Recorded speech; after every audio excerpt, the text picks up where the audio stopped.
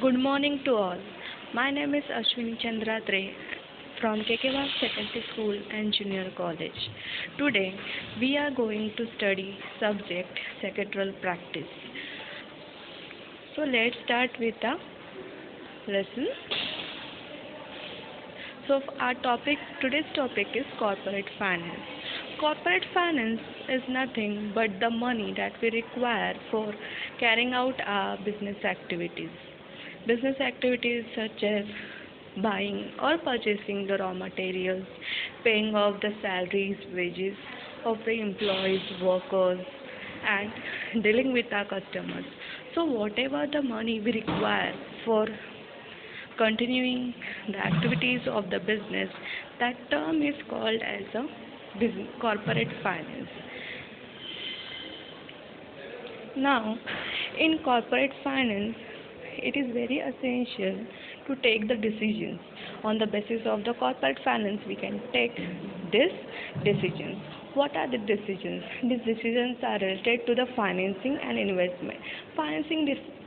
Decisions means whatever the money we required for establishing any unit, for launching any project, or for diversification, expansion, we need to finance.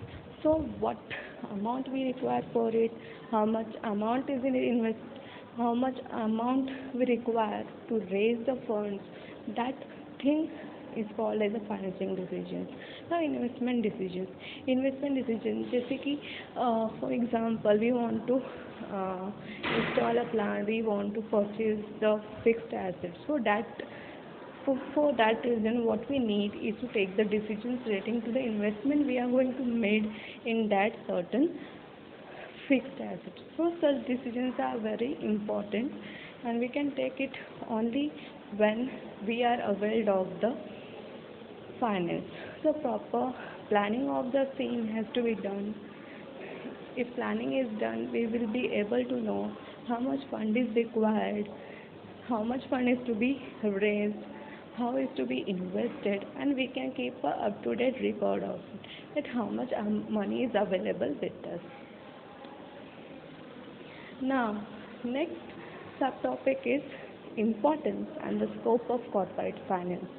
Corporate finance, as we know, is nothing but the money required for continuing or for running smoothly the activities of the business. For such things, there are some importance of corporate finance. Let's see what are they. First one is that it helps in decision making. Obviously, अगर आपके पास पैसा होगा, then only you will be able to take the decisions, what to do, where to do, and how much amount is required for the same. Next importance is helps in raising capital for the project. Yeah, corporate finance give you the clear view that how much money is required for your project and how much you need to raise it from the outside. Next, it helps in research and development. Yeah, corporate finance, it helps in research and development. Next, helps in smooth running of business firms. Yeah, to carry out each and every activities of the business, what we require is the finance. So, it helps in proper running of business firms.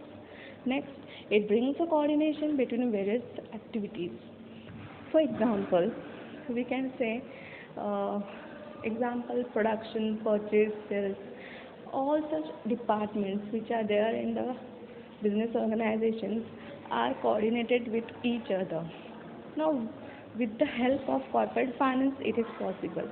For example, I want to purchase the raw materials.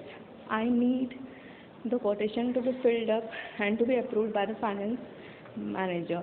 Again, for sales, if I want to provide the proper clear view of the sales, I need to provide the proper the amount of money that I am aware of from by selling the goods. From there, I will get the amount of sales or a turnover what I had been by selling the goods. So it is very essential to have a coordination between various activities. Next one is promote the expansion and diversification. Yeah, अगर आपके पास पैसा होगा, if you are availed of a money, then only you can go for expansion and diversification. That's why it is said that corporate finance provides or promotes for expansion and diversification. Next point is managing risk.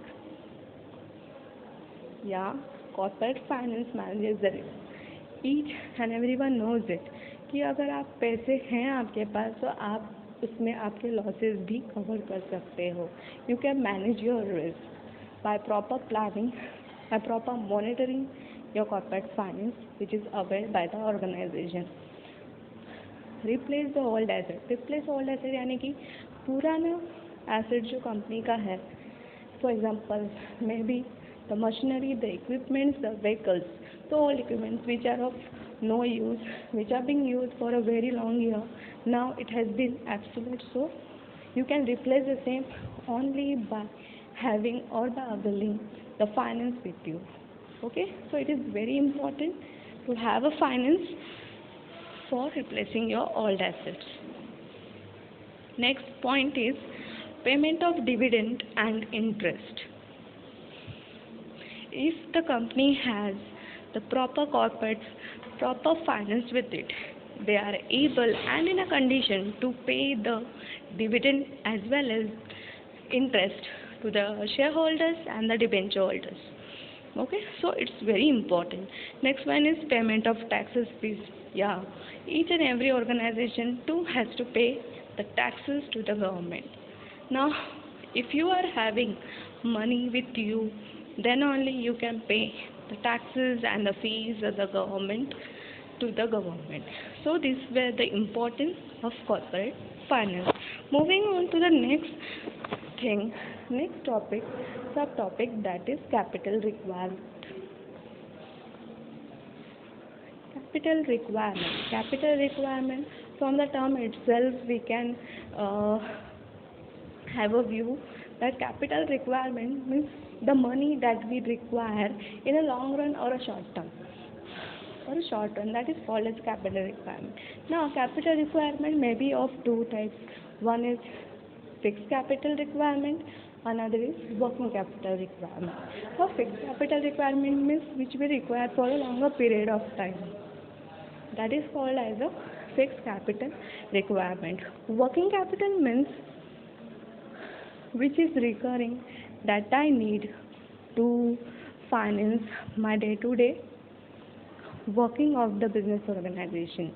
That comes under working capital requirement. Let's see what are they. Now here you can see.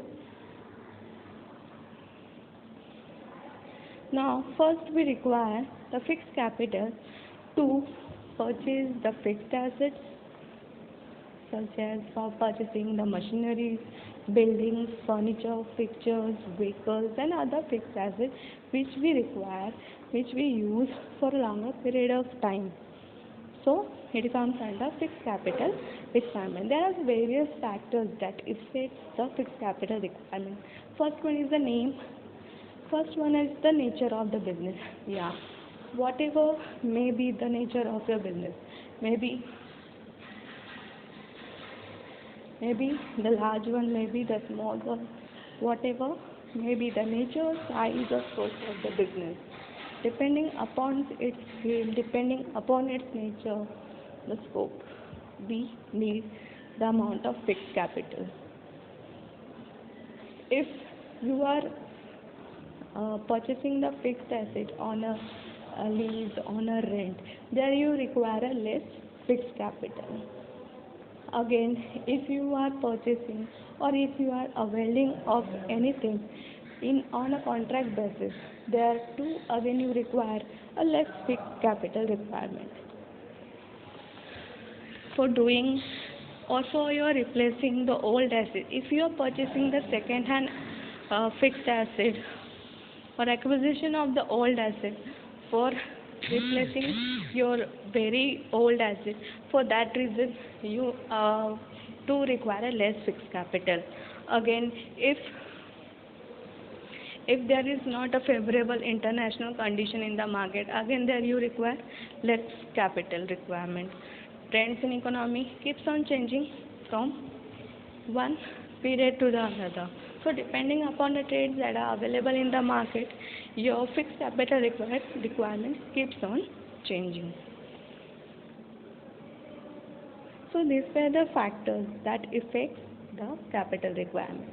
Moving on to the next slide, that is the working capital requirement. As I said, working capital is required for meeting your day-to-day activities of the business, such as for paying off the electricity bill, to paying off the telephone bill, for the stationery. So whatever the daily activities are run, for such activities, what we require is a working capital. Okay, so that term is called as a working capital requirement. There are also some factors that affect the working capital requirement.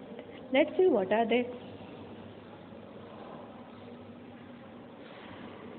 Again here, the nature of business, size of business, volume of sales, production cycle, business cycle. These are various types of factors that affect the working capital requirement. Maybe your business is a larger one, or you carry on your business in a large scale, small scale, medium scale. Maybe you are having a business of construction, of a textile, maybe of a garment. Depending upon it, your working capital requirement is determined. Okay, so these were the factors that affect the working capital requirement. Moving on to the next slide is the capital structure.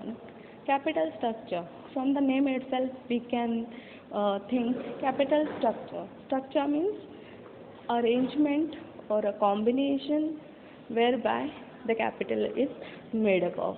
Now here we can see there is a structure in a picture, in an image.